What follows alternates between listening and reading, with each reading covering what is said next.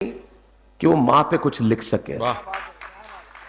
जिस मां ने हमें लिखा, हम उस पे क्या लिखेंगे? अरे क्या बात है, वाह वाह वाह शैलेश, क्या बात। जिसने हमें रचा, हम उस पे क्या रचेंगे? एक व्यक्ति था, वो भगवान के दरबार में जाता, मंदिर में जाता और दुआ करता। जगदीश भाई साहब, ममता भाषण सुनना, दुआ करता और उसे कुछ मिलता नहीं था। तो एक दिन हमें मांगना कहां चाहिए, मांगते कहां है। तो एक दिन रो पड़ा, चिल्लाया और भगवान के दरबार में जाके कहने लगा कि तू क्यों नहीं सुनता मेरी? क्या दमदार मेरी दुआ नहीं है क्या? भगवान प्रकट हुए और कहने लगे तू मांगने यहां क्यों चला आया? तेरे घर में मां नहीं है क्या? वाह वाह वाह, क्या बात। तब सुनाता हूं। वाह। इस कविता की भूमिका में सिर्फ इतनी सी बात है कि मेरी कविता मां पे नहीं है। मैंने मां पे कविता नहीं लिखी। मैंने कविता सिर्फ इतनी सी लिखी कि जब मां होती है तब उसके होने का एहसास नहीं होता। जब मां नहीं होती तब जिंदगी क्या होती है, वो सुनाना चाहता हूं। आपकी माएं आपके पास है, दुनिया के बहुत भाग्यशाली लोग हैं। माओ का पास ना होने का मतलब यह नहीं है कि वो इस दुनिया में नहीं है। अगर आप उनसे दूर भी हैं तो माएं आपके पास नहीं है। मेरी मां, यकीन मानिए, ये कविता सुनाने के पहले इस धरती पे खड़े होकर कहना चाहता हूं, मेरी मां जोधपुर में रहती हैं, विकलांग है। 1988 में उनका एक्सीडेंट हुआ था, 1988।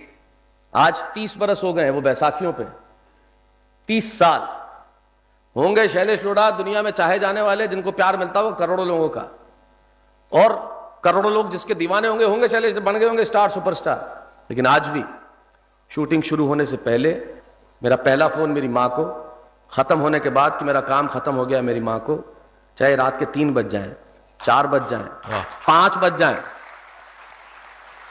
अभी वो जग रही होंगी, इंतजार कर रही होंगी कि मैं कब कहूं कि मेरा कार्यक्रम समाप्त हो गया है। बात बड़ी ये नहीं है कि मैं अपनी मां को फोन करता हूं कार्यक्रम शुरू होने के पहले या कार्यक्रम खत्म होने के बाद। बात बड़ी ये है कि रात के 4 बज भी बज जाएं तो वो विकलांग औरत मेरा फोन अटेंड करने के लिए जागती रहती है। ये बड़ी बात है। क्या बात। क्या दे सकेंगे हम उस मां को? उन्होंने अगर मुझे भाषा नहीं दी होती तो मैं यहां नहीं खड़ा होता। ये उन्हीं की भाषा का कमाल है। मेरे पिता ने अगर मुझे हास्य की समझ नहीं दी होती तो मैं यहां ना खड़ा होता। तब मैं कहता हूं, जंगल में एक संगीतकार मृदंग बजाता था। मृदंग ढोलक की तरह एक वाद्य को कहते हैं। आपका बेटा बन के सुनाता हूं साहब। ये तो जोधपुर की धरती है जिसने मुझे, मां सरस्वती और बाला सती माता का मैं भक्त हूं, जिनके आशीर्वाद की वजह से मैं यहां पे खड़ा हूं।